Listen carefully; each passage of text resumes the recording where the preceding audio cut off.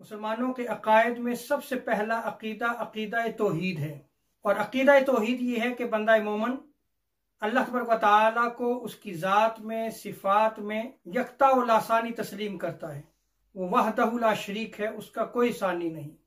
जब बंदा कलिमात तौहीद को जुबान पे लाता है और दिल से तस्दीक करता है तो उसको ईमान की दौलत अजीम हासिल हो जाती है।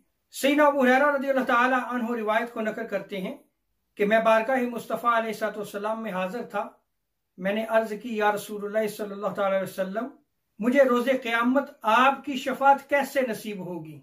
तो कुर्बान जाए सहाबा के अकायद पर कि उन्होंने हजूर की बारगाह में ये पूछा, या रसूलल्लाह आपकी शफात कैसे नसीब होगी? वो जरिया तो आप हमें बताइए कि उस जरिए से हम आपकी शफात को हासिल कर सके।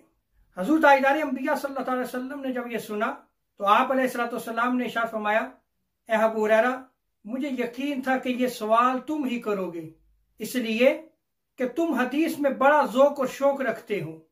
फिर आका अलैहिस्सलाम ने इरशाद फरमाया कि क़यामत के रोज़ मेरी शफात का वही मुस्तहिक होगा जिसने दिलो जान की गहराई से ला इलाहा इल्लल्लाह कहा होगा।